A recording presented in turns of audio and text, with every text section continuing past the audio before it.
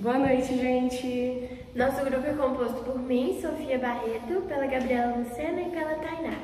Então, pessoal, o nosso trabalho, foi feito com a Mariana Laisla, uma psicóloga aí que trabalha no dia a dia, no mundo organizacional, dentro das empresas, dentro de uma empresa que ela trabalha. A gente fez uma entrevista com ela, mandamos algumas perguntas e ela gravou alguns vídeos respondendo. Nossa interação aqui nesse trabalho vai ser apresentar, o vídeo dela para vocês conhecerem também, e depois a gente volta para fazer alguns comentários e a gente interagir com vocês. Meu nome é Mariana, tenho 2 anos que eu me formei em psicologia, eu me formei pela faculdade UNA. Hoje eu faço pós em terapia cognitiva comportamental e hoje eu atuo, com o meu 2 trabalhos, um na psicologia organizacional e psicologia clínica. A primeira pergunta que foi feita foi: em qual área você atua e como os testes psicológicos são usados no seu dia a dia? Hoje eu utilizo a testagem psicológica na área organizacional, no qual a gente tem diversas vagas, e aí a gente precisa, às vezes, identificar algo ali para aquele determinado cargo. Então, vai lidar com o público, não pode ser uma pessoa muito agressiva. Então, a gente, faz ali um teste de personalidade. Hoje a gente utiliza palográfico, entre outros testes. E nós temos também, questões de atenção. Então, é um local que a pessoa tem que ter muita atenção. Então, a gente aplica testes de atenção, tanto concentrada, como difusas. Então, tem vários tipos de aplicações ali e elas servem para identificar ali o perfil mais ideal para aquela oportunidade. E é muito interessante, essa aplicação no contexto organizacional, porque quem está de fora, quando recebe a notícia que não passou no teste psicológico, já fica assim, meu Deus, será que eu tô ficando doido? Será que, deu que eu sou doido, já começa a ficar preocupado. Mas na verdade é o contrário, É toda uma atuação ali por trás, então não é porque você, tá ficando doido, esse senso comum que as pessoas acreditam. É porque realmente para aquela função, para o que a empresa precisa naquele momento, você não tem aquela habilidade ali, que precisa de ter para o cargo. Mas não quer dizer que você seja uma pessoa ruim, que você não vai se adequar a cargo nenhum.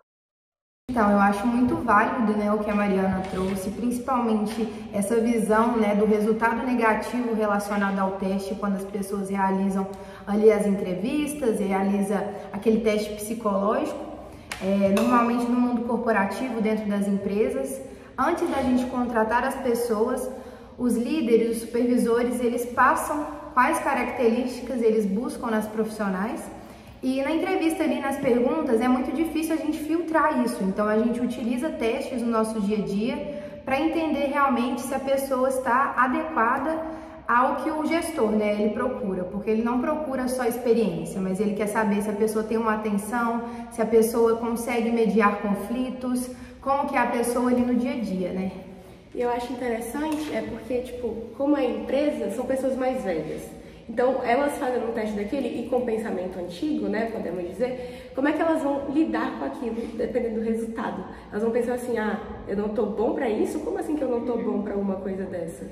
Sim, é importante mesmo saber que o que esses testes medem, não é o valor pessoal que a pessoa tem. Ela só não se encaixa para aquele cargo, para aquela vaga que está sendo ali oferecida para ela. Então, assim, eu acredito que no mundo organizacional a gente tem que pensar que o teste é realmente para aquele perfil daquela empresa, daquele gestor. E se caso, se alguém já participou e teve um resultado negativo, que a gente não pense que é sobre a gente, mas é que realmente naquele momento a gente não faz parte do perfil procurado pela empresa e tentar outra oportunidade, enfim. E agora a segunda pergunta, que é: como a qualidade dos testes, a validade e a confiabilidade impactam nas suas decisões? A qualidade dos testes é algo muito, muito importante. O psicólogo ele tem que ficar ligado nos sites, confiáveis, SATEPS, então tem que ficar ligado ali no teste que ele está aplicando. Então tem que saber se ele é realmente validado, se ele é aceito, se ele está ali dentro das conformidades. Então, por exemplo, tem muitas empresas grandes, que atuam com cópia de teste. A gente sabe que isso não pode. Então, assim, você vai colocar o seu CRP em risco por conta da empresa? É algo a se pensar, Então, às vezes, a cópia até a cópia, né, tá meio apagada, isso vai prejudicar demais a pessoa ali, né, que tá para ser realizada a aplicação. Então, eu acredito que nada vale o seu CRP, gente. 5 anos estudando, então você está no seu direito de não aceitar trabalhar com testes validados com cópias de testes. Escolher um instrumento que vai ser utilizado é de extrema importância, porque não adianta a gente achar qualquer teste na internet, achar que ele é válido, achar que ele está certinho para ser aplicado, porque a responsabilidade disso é muito, muito grande. Porque essa falta de análise de um teste pode fazer com que um resultado totalmente errado ocorra e que às vezes nem seja aquilo ali, não fosse aquilo que iria ser gerado como resultado. Então, é muito importante, né? Porque se você está colocando uma pessoa dentro da sua empresa, você tem que ter total consciência do resultado X que ela fez e se ela vai se encaixar e se está dentro do esperado ali para a empresa. A gente vê no nosso dia a dia a internet oferecendo testes que a gente vê no Instagram, vê no TikTok, e as perguntas, por exemplo, um teste sobre tristeza. Quantas vezes você chora ao dia? Quantas vezes você se sente cabisbaixo de segunda a sexta? Isso não descreve a tristeza que você está sentindo em certo período. E é da mesma forma que a gente não pode acreditar em testes assim no nosso dia a dia de forma pessoal, a empresa que tem uma responsabilidade muito maior em cima do profissional, tanto ele entrando quanto ele tendo um resultado negativo, precisa, né, colocar um teste aí com assertividade maior, um teste verificado por conta disso, né? E não só no trabalho, né, gente? Também fora, nas clínicas mesmo. Imagina você passa um teste, vamos dizer, para ansiedade, a pessoa que tá lá faz, dá como não tem, sendo que o teste não é, pelo menos, validado, e dá que tem, ou dá que não tem, e tem, tipo, vamos dizer, para ansiedade, a partir do momento que é validado, você é passado para medicamentos e algo do tipo. Imagina uma pessoa que tá tomando medicamento que não tem necessidade de tomar. Então, é tudo questão de validade, ver se é confiável, porque nenhum teste, tanto da internet quanto os que não são validados por outros psicólogos que não fazem a noção de como fazer isso, é um risco, é um perigo para as pessoas. Os testes, eles refletem no futuro da pessoa, tanto na clínica, tanto na forma organizacional. A gente depende do resultado, a gente procura fazer para entender o que a gente tem naquele momento, ou se a gente está capaz, ou se a gente tem aquela qualidade. E eu acredito que é uma responsabilidade de quem aplica também, saber qual teste está aplicando, estudar sobre ele, porque no mundo da internet aí a gente encontra muita coisa que não tem histórico, né? Não tem... No Instagram mesmo, você entra, vamos dizer, agora que a gente estava fazendo esse trabalho sobre teste, então a gente fazia as nossas pesquisas para falar algumas coisas e depois que o seu celular ele pega, né, o histórico que você estava pesquisando, pronto. Começou a lançar um monte de teste no Instagram. E eu olhava aí, não faça esse teste porque ele vai dizer que você tem depressão e tal e tal. Eu fiquei, gente, como é que um teste desse diz que você tem depressão? Você vai levar lá o teste, olha, eu fiz o teste aqui no Instagram. Sim. Que tá dizendo, e aí? É muito arriscado isso tudo, esses testes falsos aí que dizem que faz alguma coisa. A próxima pergunta que a gente fez para Mariana aí foi quais os maiores erros que ela já viu nos usos dos testes e como que ela fez para evitá-los.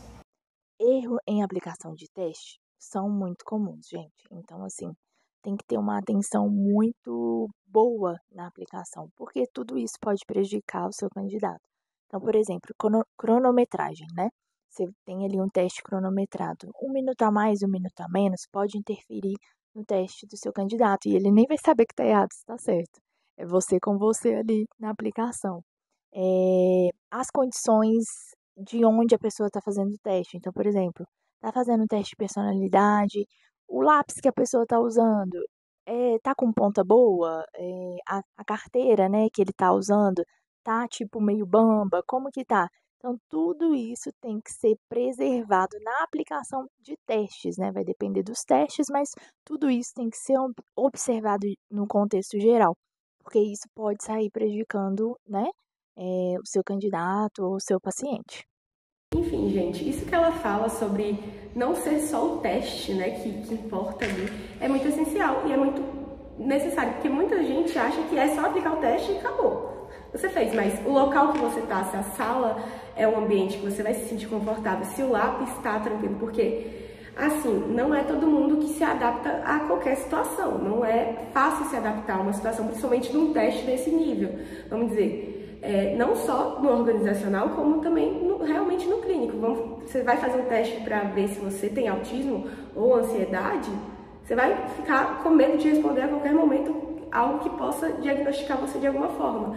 Então, tem que estar um ambiente agradável, tem que ser algo que você vai ver e você vai se sentir calmo de estar ali fazendo aquela prova. E também, a gente também tem um aspecto físico, então, por exemplo, nos testes que a gente realiza para tirar carteira, ou também no mundo organizacional, a gente utiliza o palográfico, que também é utilizado, que são aqueles dos pauzinhos, que tem que ter o mesmo tamanho, a mesma diferença ali de tamanho. Eles pedem que a gente tenha um descanso bom, um sono bom durante a noite antes de realizar, por conta que isso influencia na hora que a gente vai realizar. A gente pode aí ter, por exemplo, um resultado quando a gente dorme bem, quando a gente está disposto, quando a gente comeu, quando a gente está descansado, e um outro resultado, se caso a gente não conseguiu dormir por ansiedade do teste, ou não se alimentou porque a gente não conseguiu comer por conta daquela ansiedade. Então, além do ambiente, a gente também tem a questão física, né? Sim, porque às vezes é uma coisa tão simples, tipo, tão boba, né, e que a gente escuta falar muito do tipo, dorme direito pra fazer, come direito, mas realmente é muito importante e interfere muito no resultado que aquilo ali pode ter. Imagina você faz um teste do seu trabalho, você tá cansado, querendo dormir, você vai ler, você não vai ler nada aplicado ali no teste. E aí, antes da gente estudar também, a gente visualiza como coisas bobas, igual, por exemplo, antes de eu estudar, eu não tinha visualização, né? Antes de eu aplicar testes, que a ponta do lápis, ela precisa estar certinha, precisa ser daquela marca, precisa ser um grafite diferente. Pra mim era algo, tipo assim, que não tinha nada a ver. E hoje em dia, pra mim, faz total sentido. E a nossa última pergunta foi: como a tecnologia está transformando a avaliação psicológica? Eu sou muito a favor de tecnologia para a praticidade do nosso dia a dia. Como eu falei, né? Exemplo, tem pessoas que trabalham em consultorias, aplicando teste ali o dia todo. É uma rotina bem cansativa, mas eu acredito que a gente não pode usar a IA totalmente para fazer um trabalho em que a gente, às vezes, não tenha um conhecimento prévio.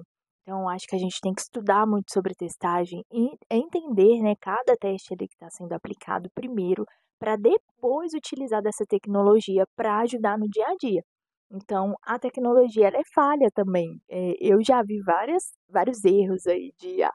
Então, assim, não confiar totalmente na tecnologia, é usar como praticidade, mas saber aquilo ali que você está fazendo, né? Não deixar tudo na mão da IA, porque uma vez vai dar ruim. Então, o importante é você ter conhecimento da aplicação, estudar e seguir para ela ajudar. Hoje nós temos sites próprios para aplicação de testes online, validados também, dá super certo, então você tem que saber ali orientar, né, o seu paciente, o seu candidato, da melhor utilização. A IA, ela veio para revolucionar a gente, ela não vai embora, ela não é uma vilã, né, das pessoas, mas a gente tem que saber usar. Então, por exemplo, tenho 300 prontuários para fazer, você pode usar a IA, entendeu? Então, assim, é algo que você tem que ter ali aquela ética de entender o que você necessita e não ficar naquilo no automático, né? É usar a IA mesmo para a praticidade do seu dia a dia e não fazer ela da sua escrava lá, a escrava IA. E é isso. Um ponto muito legal, né, que ela trouxe é falar que a inteligência artificial, esses meios tecnológicos não servem para serem nossos escravos. Eles podem servir para poder serem nosso auxílio, seja de conhecimento, seja de ajuda para uma coisinha ou outra. Mas eu acho que é algo muito, muito, muito bom mesmo, assim, de se trazer para essa discussão e para o conhecimento, assim, né, uma reflexão geral, é a questão de que eles são bons, eles ajudam sim, mas eles nunca vão conseguir substituir a preparação de um avaliador, a preparação que o avaliador vai ter que ter ali na hora do cara a cara nessa aplicação do teste. Então, assim, e a ética também. Então, eu acho isso muito importante, assim, de ser discutido, que eu acho que é algo, assim, insubstituível. Igual a gente comentou no outro, que era sobre os testes de internet. Eu acho que a IA ela pode servir sim para corrigir, você passando todos os dados que você precisa que ela corrija, dê um percentual. Agora, para fazer um teste, para te guiarem no teste, eu não acho que ela seja realmente boa para isso. Porque ela não vai ter a ética, ela não vai saber se preparar para aquilo. Porque o teste é algo que vai definir, querendo ou não, sua vida dali em diante. Realmente. E a questão de ter a IAD como um apoio, no mundo organizacional, né, que a Mariana vive e também acredito que outras pessoas, a gente também é cobrado por prazos. Então a gente acaba colocando a internet ali como um apoio para a gente agilizar a nossa vida, mas tem que ter o pensamento que mesmo utilizando a IA, mesmo utilizando a internet para uma correção, você precisa repassar, você precisa recorrigir com o seu conhecimento, porque ele vai te ajudar no básico, mas você precisa realmente entender o que está sendo feito para que você não coloque, o futuro de alguém, tanto na visão clínica, tanto na visão organizacional, com um resultado que você teve ali por pouco tempo, um resultado que não tem certeza sobre aquilo, né? E outra, é bem visto que às vezes a própria tem em algumas IAs, né? Dizem que elas cometem erros. Sim, não é. Eu acredito que em todas, né? Então eu acho que não é só confiar nela, porque também ela não vai ter os documentos e o seu próprio estudo que você teve esse tempo todo na faculdade para você ir lá e jogar fora e jogar para uma IA. Eu acho que ela pode sim te auxiliar, mas eu não acho que ela pode fazer o seu trabalho. Ela não pode substituir. Ela não pode substituir isso, realmente. Então, pessoal, esse foi nosso trabalho. Eu acredito que a Mariana aí trouxe muitas coisas bacanas pra gente, faz a gente mudar e também conhecendo um outro lado dos testes. Normalmente a gente escuta muito sobre clínica. Um outro lado também do nosso curso de psicometria, né? Sim, de psicometria que a gente vê aí dentro da empresa. Enfim, agradeço por vocês terem prestado atenção, espero que tenham gostado. Tchau, tchau. E é isso, obrigada, gente.